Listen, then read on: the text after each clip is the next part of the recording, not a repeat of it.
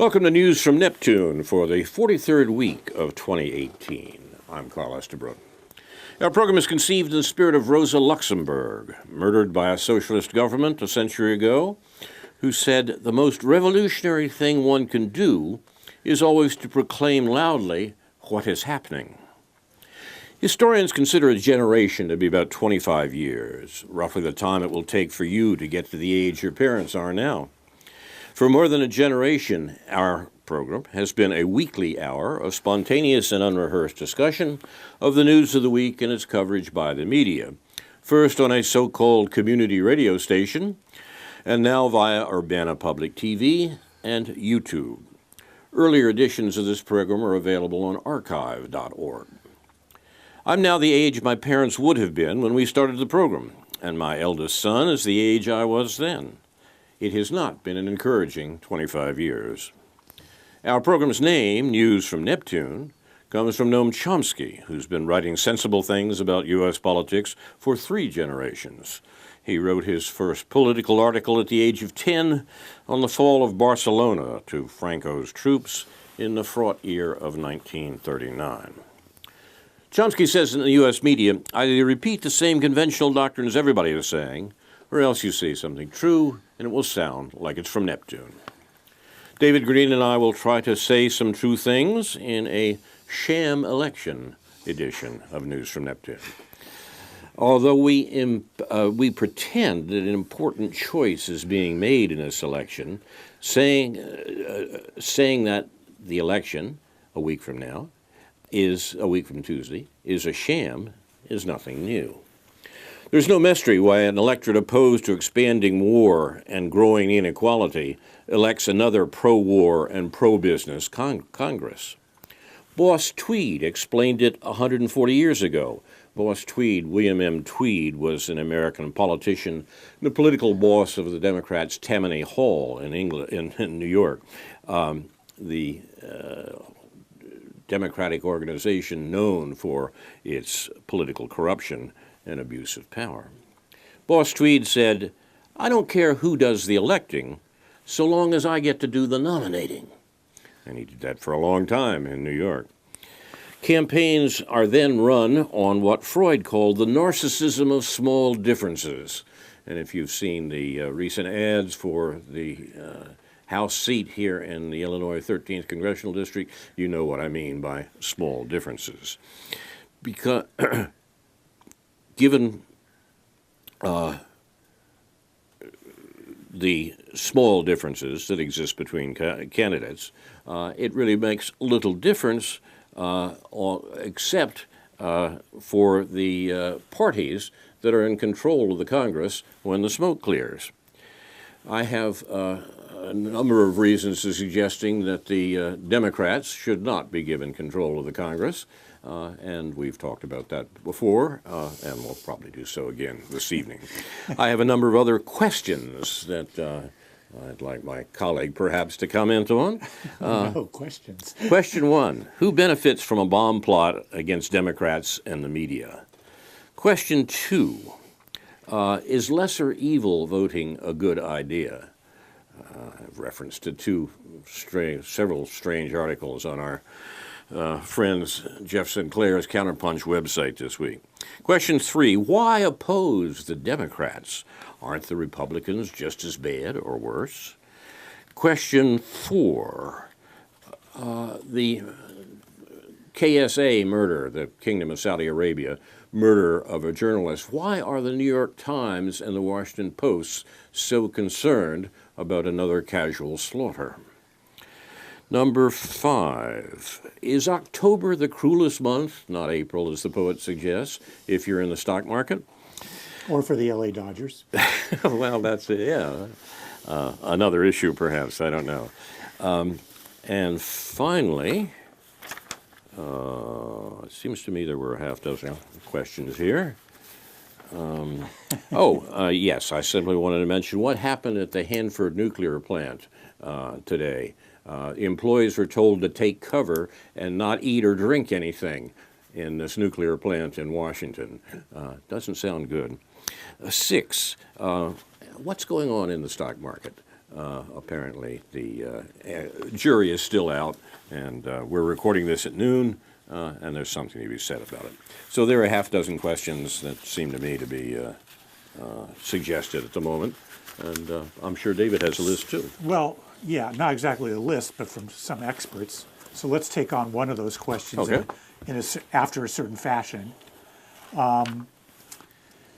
Three perspectives on the Khashoggi affair. Okay. Three purportedly leftist perspectives. Yeah. One on Amy Goodman, Uh-huh. from a popular on the left woman named Rula Jabril, who was interviewed by Amy a few days ago, who defends the idea that Khashoggi part of this discourse is whether Khashoggi represents enlightened values in a kind of authentic sense. So Rula Jabril. We'll start with the easy questions. Rula Jabril says yes. And she says about the late Mr. Khashoggi, quote, "Look, he didn't think that reforms are connected to one man," referring, of course, to Mohammed bin Salman. He didn't believe Mohammed bin Salman was really serious about the reforms.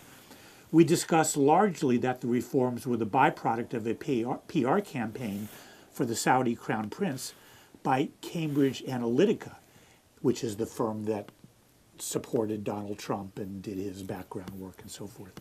Steve Bannon. Associated with the what's that? Rebecca Mercer. The Mercer, family. right. The Mercer family. As Billionaires. Anyway, by Cambridge Analytica, as it was confirmed by many publications, he, meaning Khashoggi, understood the limits of what Mohammed bin Salman was doing, because his lofty words to the West were so different from his deeds in Yemen, in Saudi Arabia, and against the Qataris, against the Lebanese, against the whole region. But Jamal, referring to Khashoggi, believed, like the rest of the Arab world and many intellectuals there, he believed in the promise of the Arab Spring. He believed that we deserve democracy, we deserve social justice, we deserve dignity. He even wrote in a tweet, quote, "We deserve better as Saudis," unquote. And today, Rula Jabril concluded in this paragraph, we have Germany leading the effort. We have Macron in France leading the effort to hold this Saudi regime to account. Okay, so a lot to explore in that, but giving the idea, you sort of look at who's lining up on which side, and so what Rula Jabril does on Amy Goodman's, progressive liberal left program is argue that Khashoggi was one of the good guys, take him at face value, and then from there you draw conclusions about Turkey, about the Saudis, about Trump, about the whole thing. In contrast, as we mentioned last week, I think on this program, the man who's been the most prominent leftist, who's been trying to debunk the notion of Khashoggi as liberal reformer, as long-term sincere liberal reformer, is Asad Abu Khalil, aka the Angry Arab, who has been in various outlets on Consortium News, on the Real News Network, and also doing a very good presentation on YouTube in Berkeley, about an hour long, that we should post, or that I will post on the piece list. Okay. And briefly, and what Assad, and also, so what his quote, which is from his Real News interview, probably repeating in essence what I said last week, you cannot judge this man's, that is Khashoggi's, entire decades-long career of journalism by reading the English language edited articles he posted for the last year only. For much of his life, for the whole of his life, mind this last year, except this last year. This man was a passionate, enthusiastic, unabashed advocate of Saudi despotism. He started his career by joining bin Laden and being a comrade of bin Laden. There are pictures of him with weapons. He fought alongside the fanatic mujahideen, who were supported by the United States and Saudi Arabia and Pakistan, among others, against the communist progressive side in that war, meaning in Afghanistan. And he was unrelenting in his advocacy on their behalf, as well as his praise for bin Laden. And then in that talk he gave in Berkeley, a wide-ranging talk, he is, to me, at his best in really comprehensively placing all this stuff in the context of Middle Eastern politics and U.S. intervention in the region. And everything, whether it's the Muslim Brotherhood, he understands the ins and outs of all these things. You can tell where my bias is. But then enter Louis Project, our old friend Louis, who has a lot of good things to say about lots of things. But if it's anything Louis can't stand, it's anything that the Real News does in relationship to this issue, especially when it's involved his bête noirs, people like Max Blumenthal and Ben Norden and Ronnie Akalik, who in the Syria context he labels as Assadists, and his unforgiving attitude, which is revealed in a blog post that Louis did on his blog, The Unrepentant Marxists. So we have the unrepentant Marxist versus the angry Arab. And this is a little bit of a longer quote, so bear with me. It's a little, again, it's a little, just an excerpt. Louis Project says, for most leftists who are still connected to the planet Earth, the focus must be on the brutality of the Saudi state, and the Trump mafioso that is finding ways to discredit Jamal Khashoggi, meaning, among others, the angry Arab. Typical was Glenn Beck. He brings in Glenn Beck. I don't know, Glenn Beck is still around. Typical was Glenn Beck, who tweeted, quote, if the Saudis did what the world is now saying they did, perhaps we will see what we already knew. We should not be in bed with the SA, or the KSA, as it's usually called. But let's also remember Khashoggi was with the Muslim Brotherhood and not a good guy either. Both sides are bad here. And, we don't usually quote Glenn Beck, and I don't really know much about what Glenn Beck is up to these days, but we could see in this strange world that Glenn Beck is basically put on the side of the angry Arabs, I'm sure more well-informed criticisms of what Khashoggi's background was. After all, the angry Arab basically grew up with this guy in Lebanon. They were both born around 1960. And so they lived through the Civil War and so forth. Anyway, Louis goes on. This is basically the same thing heard from the angry Arab who was interviewed on the Real News Network. If anything, he was even more vitriolic than Beck. For much of, and so here we have Louis quoting the angry Arab, what I just said. Basically, for much of his life, he was a passionate, enthusiastic advocate for Saudi despotism. And Louis goes on after finishing that quote, do the beliefs of Khashoggi held 40 years ago when bin Laden was leading jihadists against the Russian occupation really matter today? On that basis, I meaning Louis, should probably be denounced by the angry Arab for having been a member of the Young Americans for Freedom in high school, meaning the conservative student group that was formed in the 1960s. Louis goes on, it is consistent with the Real News editorial outlook to invite the angry Arab, as well as I would add, consortium news and so forth. For as long as I have been aware, Paul Jay, who's the editor of the senior editor of the Real News, Paul Jay's broadcasts have featured the kind of people diagnosed by Leon Trotsky in 1938, especially the gray zone crew, meaning Max Blumenthal, that got booted from Alternet, Inside Politics. Among them is Ben Norden. And so when he refers to Leon Trotsky, this is maybe a little esoteric, but Louis had started off his piece with this idea that Trotsky said 90% of the time we can the left, the Marxists can place a minus where the bourgeoisie place a plus, but there's those other 10% of the time that for whatever reason you find yourself, even the leftists find themselves on the same side of the powerful elites. And so what Lewis is saying is that on this side, in this instance, the left finds itself on the side of somebody like Khashoggi, who to a certain extent at least represents a relatively enlightened point of view in relation to the Saudi monarchy and to Donald Trump. So that's a lot to chew on. It's a lot for our audience to chew on if you haven't read this stuff. But there it is, in all its complicated, twisted glory. You can't tell the players without a program. That's certainly true. And to get that program sorted out takes some effort. There are a lot of peculiar aspects to it. What we're talking about is the murder by the Kingdom of Saudi Arabia. We've been referring to Saudi Arabia as the KSA, which is becoming perhaps more common. But KSA, we're talking about the Saudi Arabian government. And the Saudi Arabian government is presided over these days by MBS. Yeah. That is Mohammed bin Salman, the crown prince of Saudi Arabia and the effective ruler, indeed, one could say dictator, of Saudi Arabia. But thereby hangs a tale, in the sense, and probably a good number of other people as well.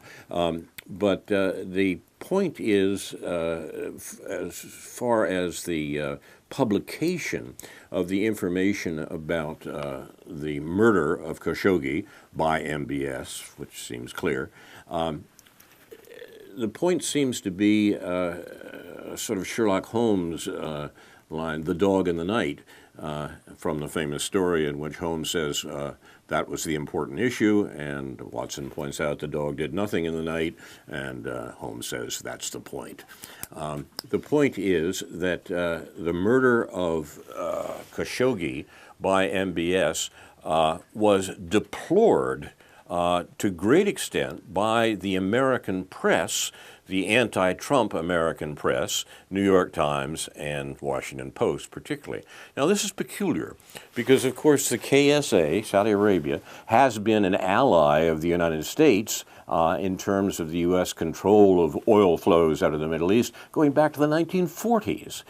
So something strange is going on when the New York Times and the Washington Post both deplore the quite deplorable murder by our major ally in the region, absent Israel, or in addition to Israel.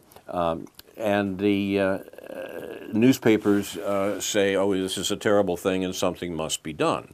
To explain those positions, we have to say something about the coming to power of MBS, the Crown Prince of Saudi Arabia, an effective ruler of Saudi Arabia, and the killer of Mr. Khashoggi, pretty clearly.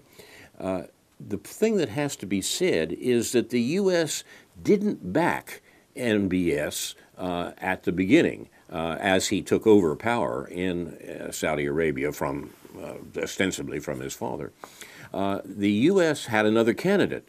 The CIA had a man in Riyadh, the Saudi Arabian capital, who they very much wanted to be the successor to the now incompetent King Salman. And instead, MBS jumped in between his hopes and the event, and the CIA was not quite happy with that. Although the Trump went forward to do all these shining orb moments in Saudi Arabia and the completion of the compact between the Trump administration and the Salman Mohammed bin Salman regime in Saudi Arabia, the CIA was never popular, was never happy with it. The permanent government, as we say in Washington, or as some say the deep state, didn't like it at all. It certainly liked the arrangement with Saudi Arabia and wanted that to continue, but MBS was not their man in Riyadh, yet he was in charge. And there's some suggestion that the outrage on the part of the Washington Post and the New York Times over this crime, which MBS clearly was behind, is part of the CIA's and the deep state's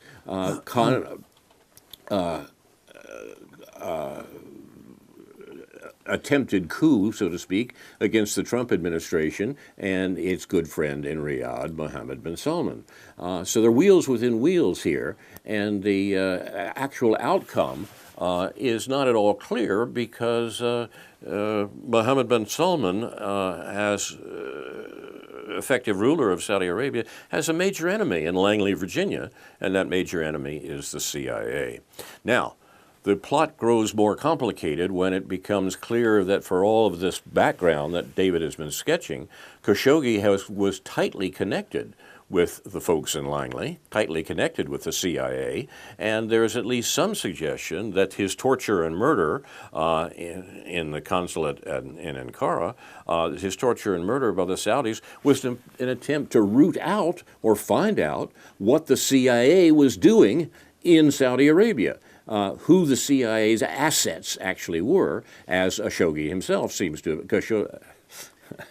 I'll get that in a minute.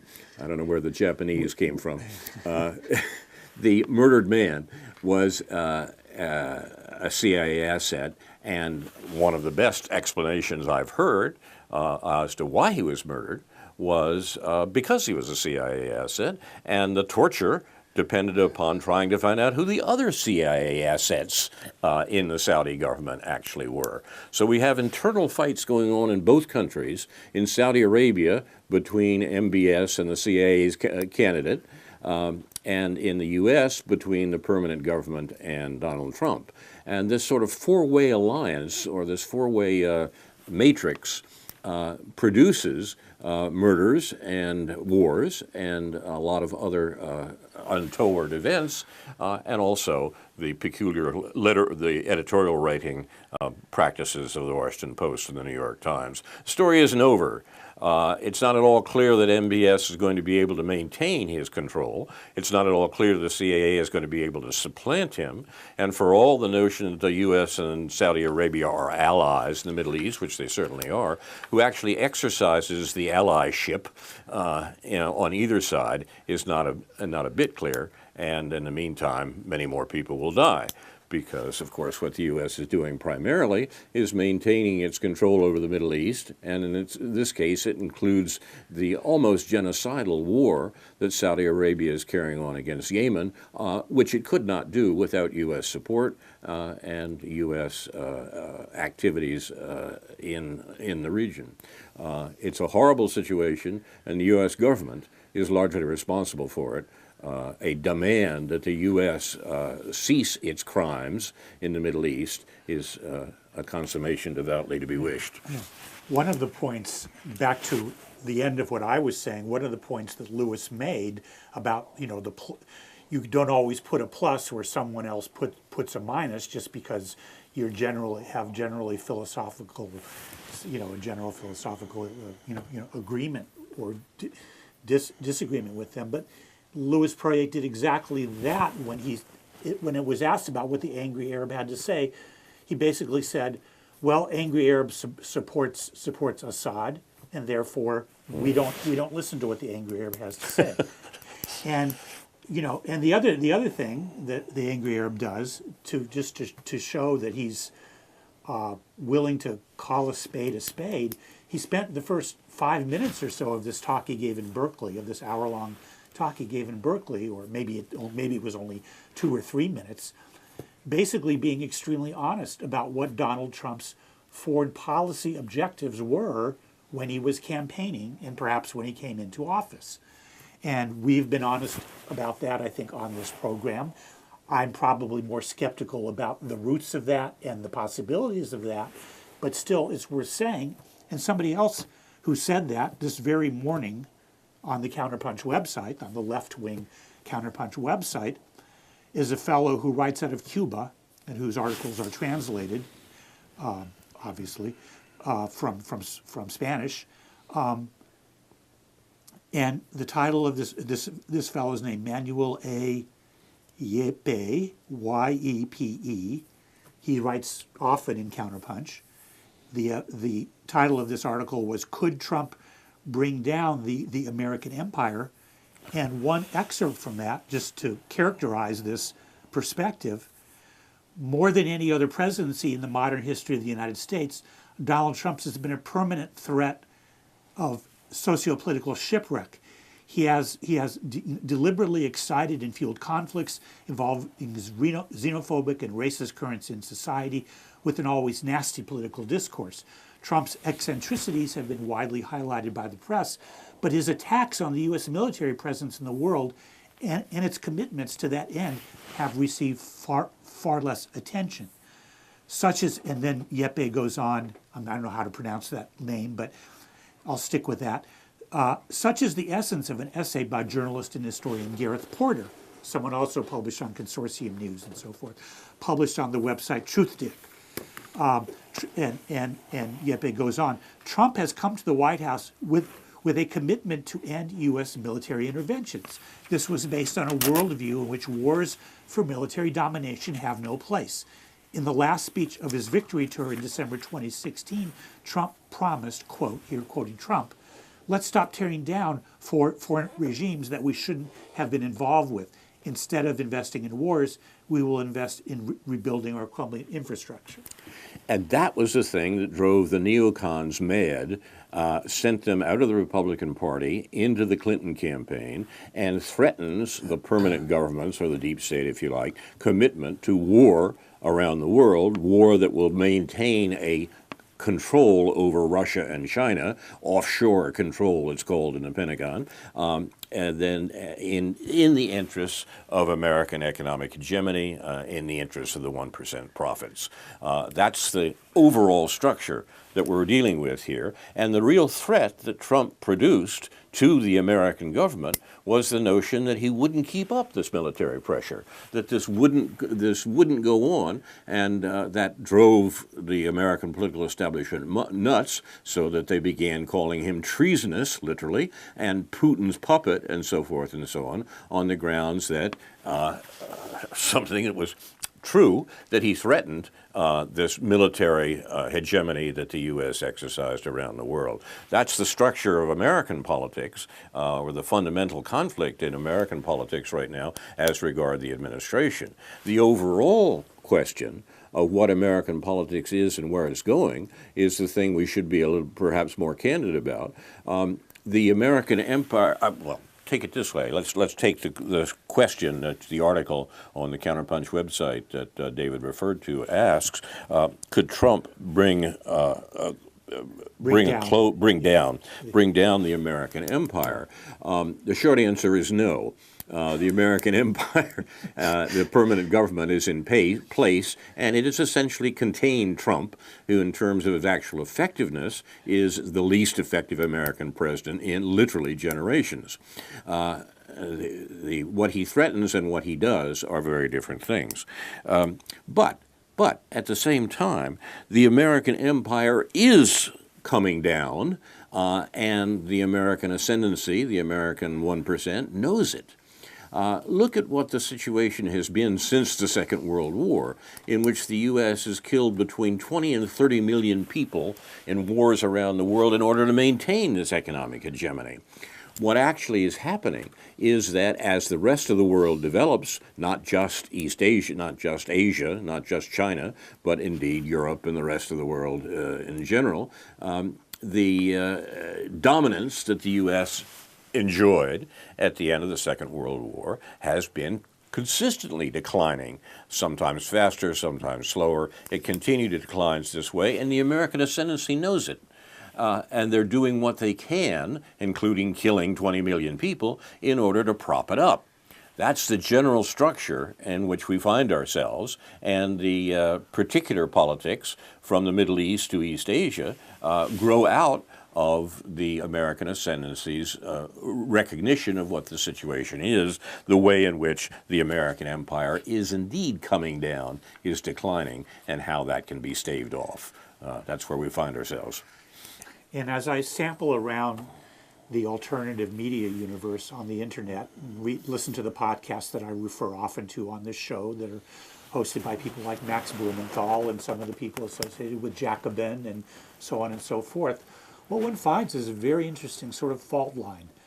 One, and I kind of understand, but it's still worth noting, one can never say, almost never say, even if you're Max Blumenthal or people I really respect the work they do, you can almost never point out what this fellow Manuel Yeppe pointed out on Counterpunch this morning. You can almost never say anything nice about Donald Trump. You always have to use the word fascist whenever, even if you're someone like Max Blumenthal or Ben Norden, or I'm not sure every single time, but still, it's clear that no matter how you fit yourself into this spectrum of things in relation to the Democratic Party, the DSA, the Marxists, whatever, you just don't get very far. Apparently, your friends aren't going to like you anymore if you simply point out that Donald Trump has said these things. He's said these things, and he's done some things. Who can point these things out? The antiwar.com website, the libertarian, the lunatic libertarian in an economic sense, lunatic libertarian right-wing antiwar.com website. Perhaps Justin Raimondo goes a little overboard, in my view, on his identification with what Trump is saying, but he is sticking to what Trump is saying and what Trump is doing. And that makes me uncomfortable because I'm a leftist. And I would like to see leftists not praise Donald Trump for reasons that he doesn't deserve praise, obviously, and certainly not withhold criticism from those areas, especially domestic policy, but also, of course, in relation to Yemen and to Israel-Palestine, and to the Middle East at large, including Iran. Much criticism is to be deserved on that count, but these dynamics that you're referring to can't really be spoken about in that context. Even when these people, Rania Khalek and so forth, know perfectly well what the deserved criticism of the Democratic Party and the Democratic administration, Obama and so forth, is. You're watching News from Neptune. We have I think, an interesting question here that I have been tending to think about more and more these days in terms of the irrelevancy of the left-right distinction in American politics. It really doesn't mean too much. Left-right has a historical meaning, often confused and complicated historical meaning in world politics and in American politics as well, but it doesn't matter much anymore because the motor of American politics is not a conflict between left and right, however much Democrats and some others want to pretend that and identify themselves hilariously with the left. The motor of American politics is a conflict between corporate globalization, which defines more than a generation of American foreign policy, and populism. Populism being the popular objection, the majority objection to the corporate globalization that has come in, sometimes called neoliberalism, in the years since the Vietnam War, really. This is the real fight, and some people want to distinguish left and right-wing populism and say, Donald Trump is right-wing populism and Bernie Sanders is left-wing populism. But that seems to me more and more a distinction without a difference, or at least without much important difference. The American political establishment, the corporate globalists who run American politics, are not upset with Donald Trump because he's a rightist.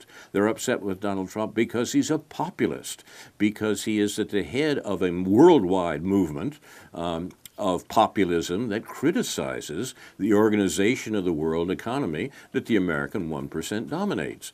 It criticizes corporate globalism, and he, one way or another, for by foul means or fair, he has amassed a voting bloc, a popular political bloc in the United States that criticizes corporate globalism, that criticizes the politics of American big business, the politics of the American permanent government. That's why he's dangerous, and that's why the American establishment is moving against him. Right and left isn't the point. Populism as a worldwide movement and corporate globalism, that's the contradiction that makes a difference. Well, there's a lot to sort out there, but let me say just the first thing, among those people that I'm referring to who can't seem to use the word Trump without using the word fascist, and we have a whole thing about fascism that we keep putting off dealing with because I don't necessarily even feel historically qualified to make the argument that the word fascism is being misused, carelessly used, that is maybe not even useful. Okay, but that's another plate.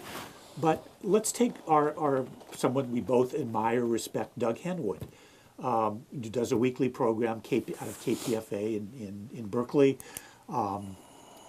and he usually does two 25-minute interviews on current topics from people who are expert on various countries around the world: Germany, Britain, Turkey, etc. I know after one of the sometimes he'll do an interview and he'll hear what somebody has to say, and then he'll put in a little bit of his own view. He's not overbearing about it; it's fair enough. And after one interview was over, he, to the audience, not to his interlocutor, said, "I don't buy the notion of left nationalism." It was in the context of economics, economic policy, nationalistic economic policies, anti-globalization economic policies, Brexit, etc., and so forth. Doug Henwood, who's written wonderful, is on top of his economic theory. If you go back to his 1997 book, Wall Street, which you can just download, you can see that he basically was on top of what was going on then and what's been going on since in terms of how the markets, the stock market, is working for the wealthy and against everybody else. But in any event, Doug Henwood just simply can't countenance the idea of left nationalism, of a left perspective that includes nationalism in its understanding of politics and policy and what might need to be done within national borders, not necessarily isolationist, but just the word nationalism, like the word fascism, takes on this toxic meaning that means, whereas fascism can always be used to denigrate Donald Trump, nationalism can never be used to help us to understand what some political moves might be to counter this globalization. I think the word nationalism needs some commentary here, at least. Let me take two nationalists in recent American political history and point out the shocking differences between them. That's even within the governmental structure of the United States. You don't have to go beyond it. I'm thinking of John McCain and Ron Paul. Both could be called nationalists in various ways, but the nationalism of John McCain was that belligerent, pro-war nationalism, bomb Iran. John McCain was supposed to say that, very funny.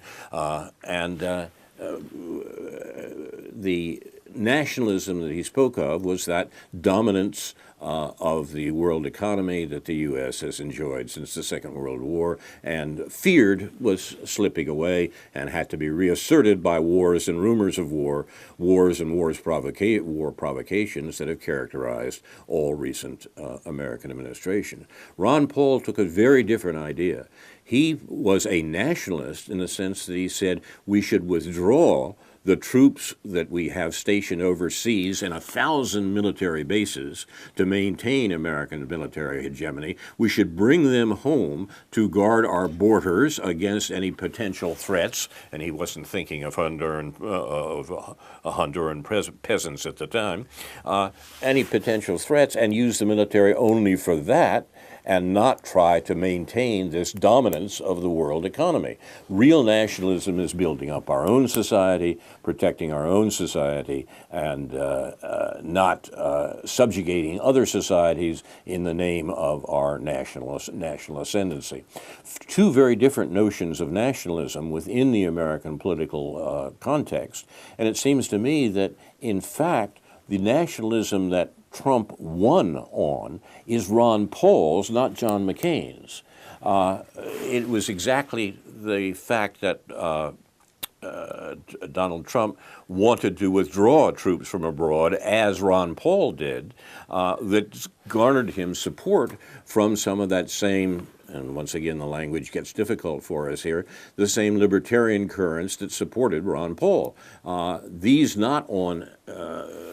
This support came not so much from the libertarian economic notions, but from the libertarian, or the Ron Paul at least, notions of what the foreign policy of the United States should be. So nationalism has a contradictory senses when we come to talk about American foreign policy. Now, one of the people who recognized this, by the way, was Steve Bannon, Trump's guru in the run-up to the election, who pointed out that the American ascendancy was protecting the profits of its profits abroad, whereas the majority of Americans wanted to sacrifice those profits abroad in favor of the prosperity of Americans at home. This was called economic nationalism, and it was, of course, the basis of Trump's victory. Some people saw that. The people who couldn't admit it were the Democrats and so forth, who saw that economic nationalism but said, oh no, that's just racism, that's you hate foreigners and so forth. That wasn't it at all. The appeal was to the prosperity of the American majority, which neoliberalism was ordered against. Neoliberalism was a matter of exploiting the rest of the world and sending American jobs abroad. That was interpreted by the Democrats as saying, oh yes, we're letting too many foreigners in to take American jobs. That's the charge. Wasn't true, but the fact of the matter was that it was the economic nationalism in the sense of the prosperity of the majority, not of the 1%, that proves Donald Trump as president. We can't speak of it simply as nationalism. There are at least two nationalisms. Yeah, this could get a little confusing, but let me just say this. The question I would have of these libertarians, and I'm pretty sure I know what their answer is going to be, is that when you oppose globalization, how do you exactly do that without, when you oppose globalization, do you do that in an effective way by, and is that really consistent with opposing war? Yes. I'm not sure that Ron Paul opposes economic globalization and global neoliberal financialization, which is key to what neoliberalism is. The lack of capital controls, the manner in which investment and money flies around the world to the detriment of the working class. I'm not sure Ron Paul opposes that, while he opposes war, but as long as you have this kind of globalized, neoliberal, financialized structure, you have everything that goes along with it, which includes the American military protecting the concerns, the exploitation, interests of the global ruling class. Yes. So I don't know that the libertarians, there's a lot wrong with the libertarians in a kind of overall sense, but I'm not sure how they reconcile supporting globalization and being anti-war, even though I know that they're sincerely anti-war. Once again, I think we need to be clear about what we mean by terms like globalization. Think of specific examples. Think of the trade pacts, most notably NAFTA, which was put in place by the Clinton administration, good American liberals after all, and the attempts to follow that up with similar trade pacts in the Pacific, which resonated down through the last election. What are these about? These trade pacts are essentially ways to avoid any sort of democratic control of American economic invasion of other countries. What NAFTA did was allow for the American agribusiness to move into Mexico and make profits from Mexican agriculture, or rather from American agriculture products being sold in Mexico, to the detriment of Mexican agriculture, and prevent the Mexican government to try to make any limitation of this American economic control of their agriculture. The result was the destruction of a good bit of Mexican agriculture and the driving of economic refugees north in ways that we now see heightened in the Honduran crisis. The NAFTA was a perfect example of corporate globalization, which the libertarians rightly opposed. It should have been opposed, and Trump opposed it and picked up that theme and used that theme to oppose the trade pacts. Trade pacts are not in the interest of the people impacted by them in Mexico or the Pacific. Trade pacts are in the interest of the American 1%. And that's why they should indeed be opposed, and Trump dined out on that. But what is I mean, I think where I would argue with you in saying that I think there's a meaningful difference in the coherency and vision and analytical accuracy of what might be called left-wing populism or even left-wing nationalism, although Doug Henwood doesn't want to call it that, and right-wing populism, a.k.a. Donald Trump, Steve Bannon, and so forth. You don't seem to give a lot of credence to that. I would tend to give more credence to that in terms of what that vision is and what could really be accomplished with that vision. But then again, you can elect someone like Donald Trump, but you can't elect, someone to the left of Bernie Sanders, or you can't elect Jill Stein. So there are meaningful ideological, that's the word you want to use, differences between the way the left populists look at these things. Again, I'm critical that the left can't begin to think about nationalism in a way that would redound to the sort of coherence of a left populist vision, because nations and nation states are what we're stuck with now. We have to deal with, nations have to deal with their people on these terms right now. We don't have a global government.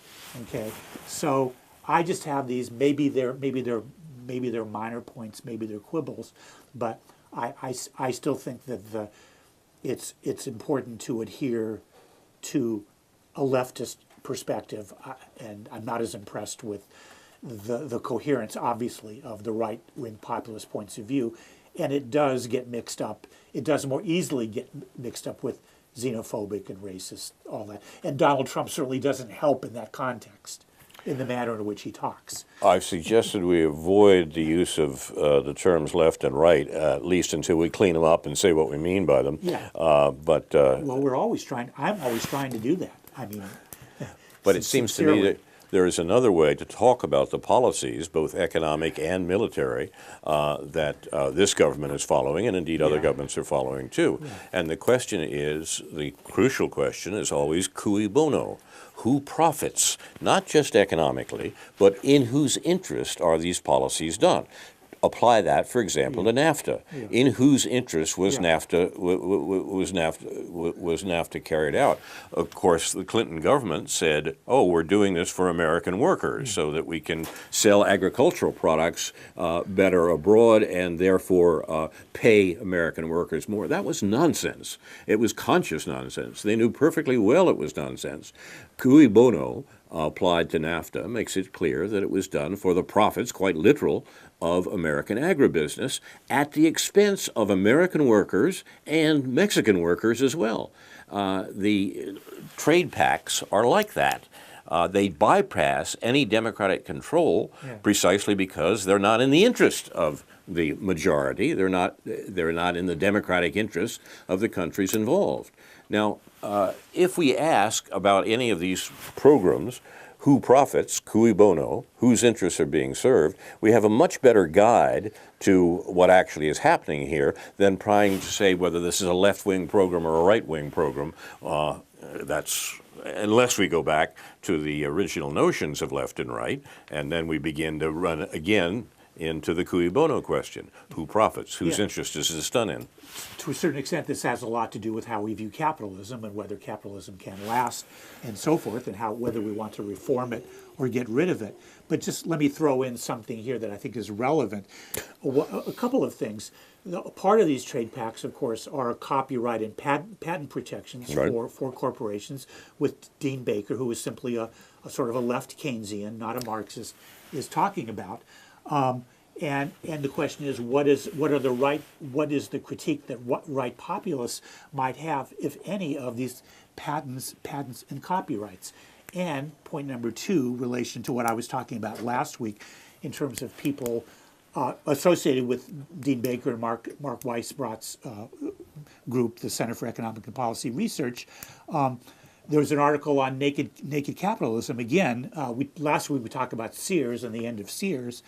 This week there was an article called "How Private Equity Bankrupted 7 Major Grocery Chains for Fun and Profit," and it refers to the same author. There's a pair of authors who've done a lot of this critical work on private equity, Eileen Applebaum and Rosemary Batt, and it says that they explain in a new article scheduled for the American Prospect.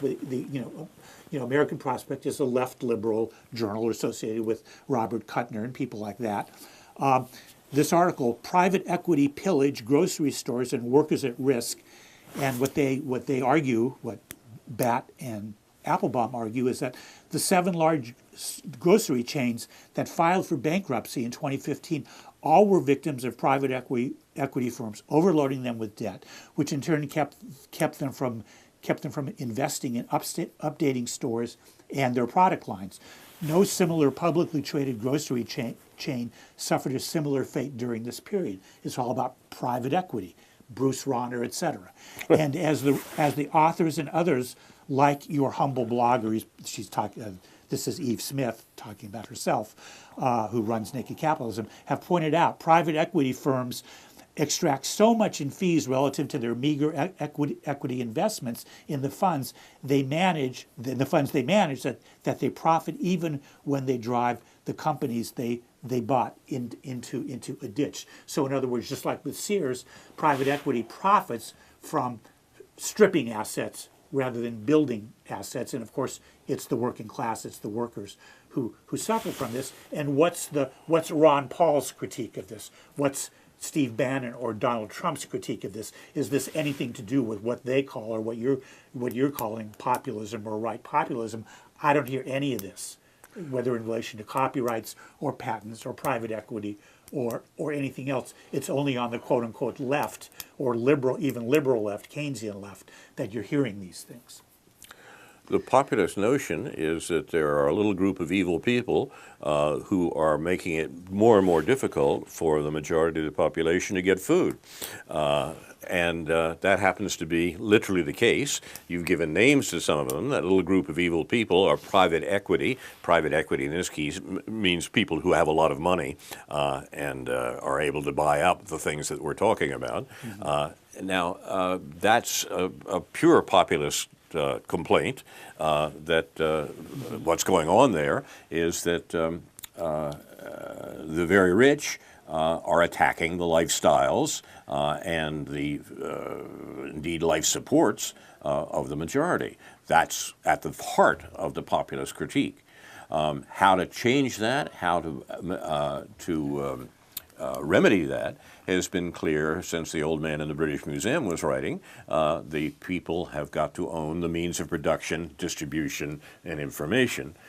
This has to happen, and we have to take it away from private equity, from the few rich people who are now monopolizing it and keeping it from the people at large.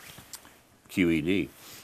And I don't think you're going to get that from a former investor in Goldman Sachs like Steve Bannon. I don't expect to be saved by Steve Bannon. That's true. I do expect the populist wave, which Steve Bannon was smart enough to notice, to make a difference unless it is brutally suppressed by our present rulers. That's where the fight is. If you want to call that a fight between left and right, fine. But that's a way of using old language to do it. And I'm the one who just quoted Marx. Perhaps if the populist left gave a little more credibility to the genuinely anti-war views of the libertarian or populist right, then they might have a better argument to make regarding the other things that are a little more problems that are more inherent in the economic libertarian philosophy, or the what is really basically still, I think, a neoliberal, in the bad sense, philosophy subscribed to by people like Ron Paul and the people who write for antiwar.com, some of the people who write for antiwar.com, and so forth. And the phrase that has emerged as our watchword for the day, a consummation devoutly to be wished. You've been watching News from Neptune for the 43rd week of 2018, a sham election edition. We actually got a sham economy account. We've only got one more program to talk about. Come back next week and we'll talk about sham elections. News from Neptune is presented by Carl Estabrook and David Green, produced and directed by Jason Liggett, Ethan Young, and Andrew Scollery. Our thanks to Research Director Dr. No, J.B. Nicholson, the third man on News from Neptune. No's notes are posted on the Facebook page for News from Neptune. Inshallah, we'll be back next week with a new edition of News from Neptune to remind you, in the words of Edward de Vere in The Tempest, what's past is prologue, what to come, and yours and my discharge. In the meantime, confusion to our enemies, and a good night to you.